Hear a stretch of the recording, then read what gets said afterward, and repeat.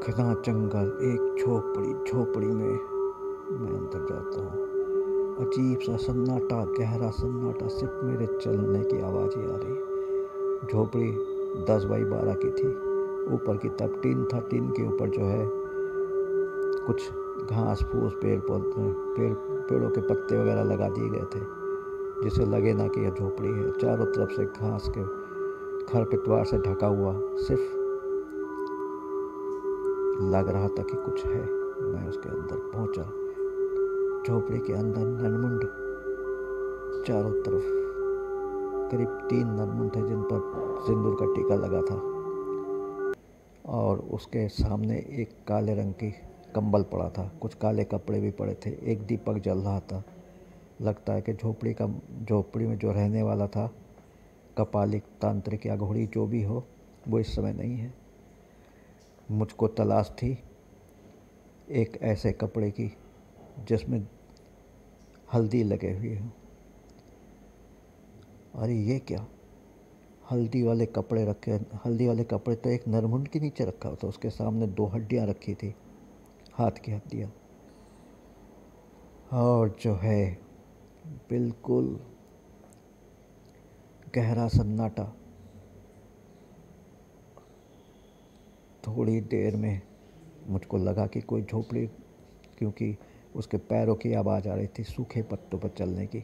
मैं जल्दी से निकला और किनारे पर छुप के देखने लगा क्या हो रहा। देखा एक काला भुजंग दैत्याकार अघोरी लग रहा था। बड़े बड़े बाल, पूरे जिस्म पे जो उसने भस्म लगा रखा था। और वो जो है आके उस आसन पे बैठ गया, और कुछ जो है झोले में से उसने कुछ निकाला, और हवन कुंड में लकड़ियाँ जलाई। लकड़ियाँ जब बहुत तेज़ आग पकड़ने लगी तो उसने झोले में से कुछ निकाला। उसमें कौवे के पंख थे, उल्लू के पंख थे, उल्लू के नाखून, उसकी जो चोंच होती वो, और अजीब अजीब से चीज़ें थी जिसको मैं जान नहीं पाया, क्योंकि मैं दूर इस पर ज़रा सा देख रहा था, झांक झांक के। और वो एक जो है सावर मंत्री की तरह कोई लंबा सा सावर मंत्र पढ़ने लगा, और पढ़ पढ़ के पहले उसने आह्वान किया कि हे प्रेत शक्ति, तुम आओ, आके इसको ग्रहण करो, मेरी पूजा को। और जिस भी व्यक्ति का ये है हल्दी लगा कपड़ा है, उसका विवाह बिल्कुल ऐसा शमशान बना दो, कुछ भी ना हो उसके साथ। शमशान बना दो, मतलब विवाह भी ना हो, वैवाहिक जीवन तो शुरुआत भी ना हो, अब वो बिल्कुल मर ही जाए। ये आपको करना है, मैं आपको आज्ञा देता हूँ। अरे आश्चर्य की बात, खोपड़ी जो है उस हल्दी लगे कपड़े पर से उड़ने लगी, और उड़ के उसके तांत्रिक के पास आई। तांत्रिक ने उसको जो है एक प्याले में शराब उसके मुंह पर लगाया, और शराब का प्याला ख़त्म हो गया। सिगरेट जला के मुंह में लगाई। सिगरेट 2-4 सुटके मारे, ज़ोर ज़ोर से धुआं निकला, और सिगरेट भी ख़त्म हो गई। फिर उसके सामने एक प्लेट में, शायद झोले में से निकाल के, मांस के टुकड़े रखे। वो मांस के टुकड़े भी खा गया। दिखाई नहीं पड़ रहा था कौन खा रहा, लेकिन प्लेट पर से मांस के टुकड़े गायब होते चले आ रहे। शराब जो उसने मुंह पर लगाई थी, शराब ना नीचे ज़मीन पर गिरी ना कुछ, लेकिन शराब ख़त्म। सिगरेट तो खैर लगी हुई थी मेरे मुंह, उसके मुंह के सामने नरमुंड में, तो वो धुआं निकल निकल के वो सिगरेट भी ख़त्म हो गया। और उसने फिर हवन करना शुरू कर दिया, ज़ोर ज़ोर से हवन करना शुरू कर दिया, मंत्र पढ़ते हुए। और जो है वो खोपड़ी सूं से आवाज़ हुई, और झोपड़ी के दरवाजे से निकली। मैं खड़ा देखते ही रहा। वो झोपड़ी के दरवाजे से निकली और अनंत आकाश में कहीं गुम हो गई। इतना तो मैंने देख लिया, करूं तो क्या करूं, किस लिए मैं यहाँ पर आया था। घनघोर जंगल, रात होने को थी, कीड़े मकोड़े की आवाज़, जंगली जानवरों की आवाज़। मैं दौड़ता हुआ निकला, क्योंकि जिस घर में जो है क्या कहते हैं, जिस घर में से ये कपड़े चुराए गए थे और उसी के जिसके कपड़े थे उसकी शादी होने वाली थी, और ये इसने जो है काला जादू ये कर रहा था मुझको बचाना हर हालत में। मैं दौड़ने लगा पूरे गहरे सन्नाटे में।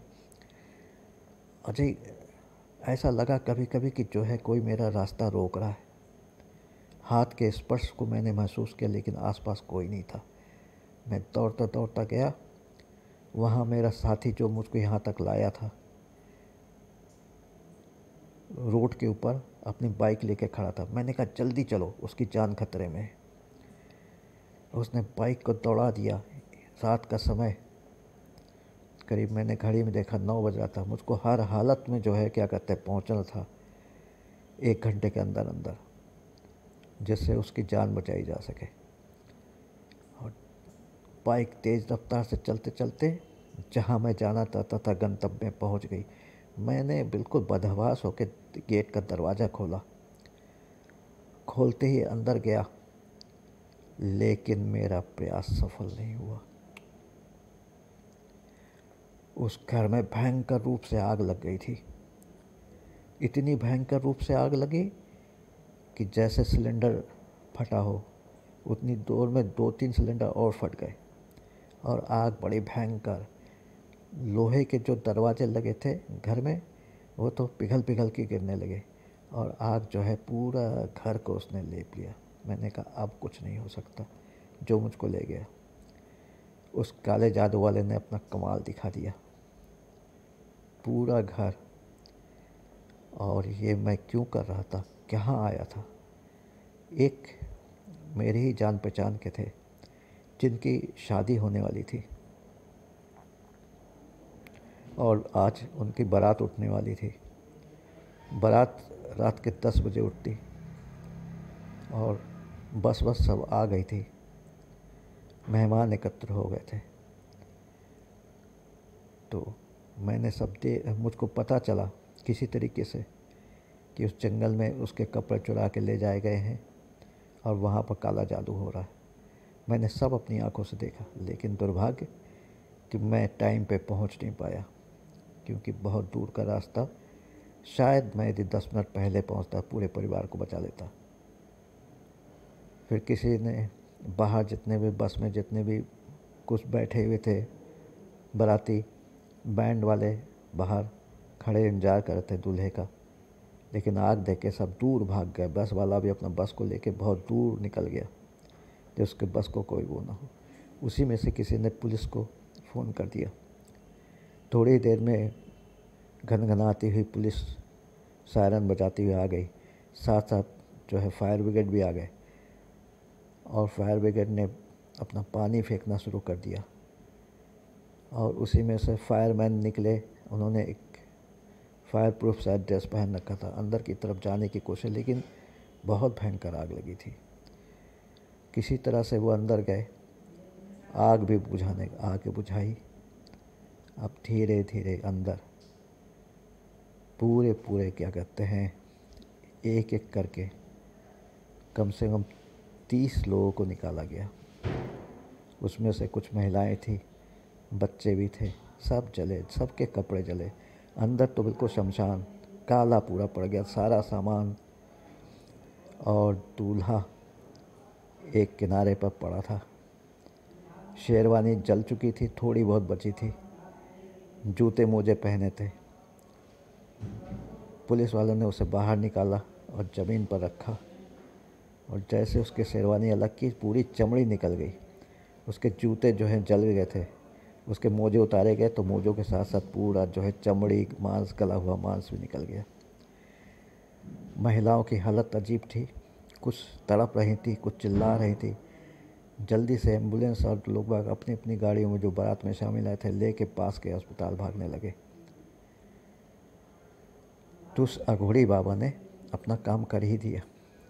मारण किया दूल्हे पर, और साथ साथ उसके भुक्तभोगी उसके परिवार के, दूल्हे के चाचा, दूल्हे के भतीजे, दूल्हे के पिता, दूल्हे की माता, दूल्हे की बुआ, मौसी, और बच्चों और जो है क्या कहते हैं, मतलब सभी लोग वहाँ पर जो है काल कलवित हो गए, मतलब उन सबका देहांत हो गया, सभी मर गए झुलस के, बुरी तरह से पहचाना भी नहीं जा रहा है कि कौन दूल्हा। दूल्हे को शेरवानी बची थी और मुकुट का थोड़ा सा हिस्सा था, वही बचा था, बाकी तो सभी जो है क्या कहते जल गया था। उसी से पहचाने कि दूल्हा है। अब इस तरह से हुआ। मैंने कहा कि उस अघोरी ने अपना काम कर दिया। सिर्फ एक छोटी सी बात कि हल्दी की रस्म हुई, उन्होंने कपड़ों को जो है किसी नाउन या किसी को दे दिया, और उसने जो है, जो उसका परिवार का भला नहीं चाहता था, उसने उसको जो है वो अघोरी के हाथ भेज के अपना पैसे वैसे दे के अपना काम करवा लिया। शादी उसको रोकनी थी, दूल्हे को मौत मारना था वो। जब ये सब हो गया, 6-7 दिन बाद मुझको पता चला कि दूल्हे की एक गर्लफ्रेंड थी, वो बाहर जो है किसी शहर में रहते थे, लिव इन रिलेशनशिप में। दूल्हे की माँ ने जोर दे के और बाप ने जोर दे के उसकी शादी कहीं दूसरी जगह कर दी, और उसी से खफा होके उसके साथ जो रहती थी उसकी गर्लफ्रेंड या प्रेमिका जो भी कहिए, उसने जो है पैसों के बल पे दूल्हे को मौत की सज़ा दिला दी। और उस बेचारी दुल्हन का, जिसकी अभी मेहंदी सूखी भी नहीं होगी और बारात का प्रतीक्षा कर रही होगी बरमाला लेके, उस बेचारी का भाग्य ही वो जो है ख़त्म हो गया। तो ये हुआ कि जो है क्या कहते हैं, हल्दी वाली रस्म जो होती शादी के पहले, उसके कपड़े जो है बहुत संभाल के रखना चाहिए। हो सके तो उसको जो है नाउन या किसी को नहीं देके, क्योंकि उसका मिसयूज हो सकता है। उसको आप जो है कहीं पर दूर कहीं पर किसी को दान कर दीजिए या नदी में बहा दीजिए, लेकिन किसी के हाथों पड़ना नहीं चाहिए। अब मैं ये कहानी समाप्त कर रहा हूँ बड़े दुख के साथ। और उस अघोरी बाबा से मैं क्या बदला लूँ, क्योंकि मैं उसकी शक्ति को देख चुका था और मेरा साथ देने वाला कोई भी नहीं। अब फ़ायदा ही क्या है, जिसके लिए मैं कर रहा था उसको तो बचा नहीं पाया। ये बेमौत हुई है। जगह का नाम नहीं बताऊंगा, और ना दूल्हे का नाम या उसके परिवार का नाम मैं करूँगा, क्योंकि ये चीज़ मैं चाहता नहीं हूँ कि लोगों के सामने आए और ये वो हो। तो देखा आपने, यही है हल्दी के रस्म के कपड़ों को वो चुराया गया।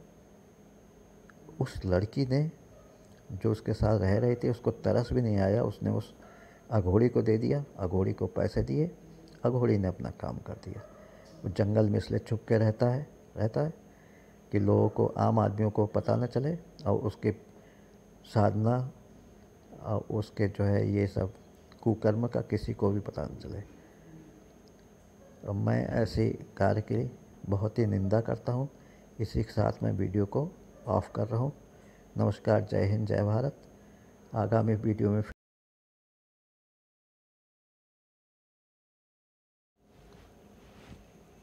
ये जो हॉरर स्टोरी है, ये बड़े दुख के साथ मैं दे रहा हूँ, सिर्फ आप लोगों को सावधान करने के लिए कि जो है दुनिया में बहुत तरीके के लोग होते हैं।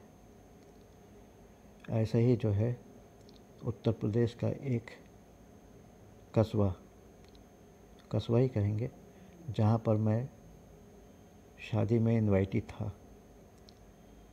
और मैं गया भी।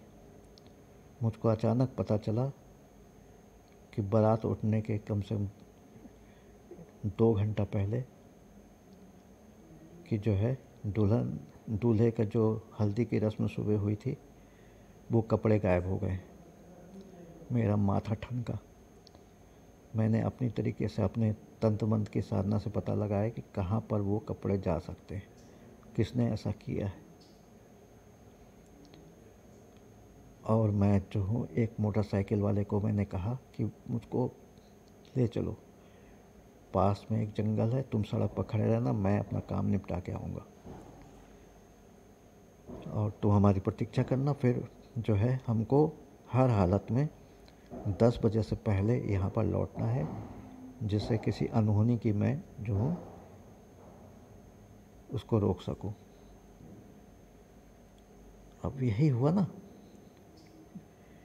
कि मतलब होने को कोई टाल नहीं सकता। मैं जंगल के पास सड़क पर बाइक रोकी, अब मैं जो हूँ जल्दी से उतरा, दौड़ते दौड़ते दौड़ते दौड़ते घना जंगल। और शाम का समय करीब 6-7 बज रहे थे। चिड़ियाँ चारों तरफ अपने अपने घरों जो घोंसलों पे लौट आई थी, चहचहा रही थी। दूर कहीं सियार भी बोलने लगे, चिड़ियाँ भी बोल रही थी, है ना। और मैं जंगल में गिरे हुए सूखे पत्तों पर चरवड़ करवड़ करवड़ करवड़ दौड़ता हुआ चला जा रहा था। आगे एक नदी मिली। नदी भगवान की दया से सूख चुकी थी, बस उसमें पत्थर पड़े थे। उन पत्थरों को पार करके मैं गया। मेरी जो तंत्र मंत्र की साधना बता रही थी कि कहाँ पर हो सकता। नदी पार करते फिर मैं दौड़ने लगा। एक जगह मैंने जो है घने जंगल के अंदर, उसके पार भी घना जंगल, कितने जीव जंतु सांप वगैरह सब निकल रहे थे, लेकिन मैं किसी से डरा नहीं, ना मैं रुका, क्योंकि मुझको टाइम से पहुंचना था। मैं गया जंगल में। एक जगह 10 बाई 12 फुट का एक जो है झोपड़ी को बिल्कुल छुपाने के लिए चारों तरफ से जो है पेड़ पौधों पत्तों से ढक दिया गया था। घास फूस उसकी छत पर भी रखे थे कि दूर से कोई आए तो झोपड़ी देख ना पाए कि झोपड़ी है। मैं समझ गया इसी के अंदर जो है अघोड़ी हो या तांत्रिक हो या कोई और भी जाति का हो, कोई तंत्र क्रिया करता छुप के इस जंगल में। मैंने झोपड़ी का दरवाज़ा बंद था, खोला। झोपड़ी के अंदर कोई भी नहीं था। अजीब सी भयंकर बदबू फैली हुई थी, जैसे सड़े मांस की बदबू हो। और 3-4 काले कपड़े लपटे पड़े हुए थे एक रस्सी पर। सामने जो है जरा सा ऊंचा स्थान था, उस पर जो है कपड़ा बिछा के करीब 3 नरमुंडे रखे हुए थे। कुछ फूल रखे थे, कुछ चावल रखे थे एक थैली में, शराब भी थी, शराब की बोतल भी थी, कुछ शायद मांस वांस भी शायद रहा होगा। मुझको जिस चीज़ के लिए मैं आया था मैं देखने लगा। चारों तरफ ढूंढा, नहीं मिला, लेकिन जब मेरी नजर पड़ी तो देखा एक नरमुंड के नीचे जो हल्दी लगे कपड़े होते हैं, हल्दी की जो रस्म होती है दूल्हों के लिए या दुल्हन के लिए, वो रखे हुए थे। अरे बाप रे बाप, इसका मतलब फुल और फाइनल आज क्रिया होने वाली है। लेकिन झोपड़ी में तो कोई था नहीं। उतने में मुझको दूर से सूखे पत्तों पर चलने की आवाज़ आई, ज़ोर ज़ोर से। एक तरह से ज़ोर ज़ोर से चल रहा था, तभी आवाज़ आया। मैं भाग के निकला। मैंने कहा झोपड़ी का जो भी तंत्र साधक रहा, घोड़ी कुछ भी हो, वो अपने झोपड़ी में वापस आ रहा। मैंने झोपड़ी से निकल के, और बाई द वे झोपड़ी में हवा आने जाने के लिए एक छोटा सा छेद जैसा था, उसमें से झांक के मैंने देखा। तब तक वो आदमी अंदर आ गया। उसने दीपक जलाया। दीपक की रोशनी में मैंने देखा वो काला भुजंग एक आदमी, बड़े बड़े बाल, बड़ी बड़ी आंखें, लाल लाल। और वो जो है बस उसने आसन, जो कंबल वाले काले रंग के कंबल के आसन था, उस पर बैठ गया। और उसके बाद उसने भयंकर क्रिया शुरू कर दी। और फिर जो हुआ वो मेरे समझ से परे था। और मैं जो हूँ बिल्कुल किंग कर्तव्य मूड हो गया। मैंने क्या करूँ क्या ना करूँ। उसकी दृष्टि को देख के मुझको लगा नहीं कि यदि मैं उसके काम में दखल दूंगा तो वो मुझे यहीं जिंदा मार देगा। जब तक सोचूं कि करूं क्या करूं, और बस उसने क्रिया। मैंने घड़ी देखा कि मेरे पास 1 घंटे का टाइम है। 1 घंटे के अंदर ही हमको जो है बारात निकलने से पहले वहाँ पहुँचना है। तो मैंने दूल्हे को भाग को बदलने की बहुत कोशिश की, लेकिन फिर जो कुछ हुआ वो आप पूरी विस्तृत रूप में मैं आपको बता रहा हूँ, वो सुनिए, देखिए।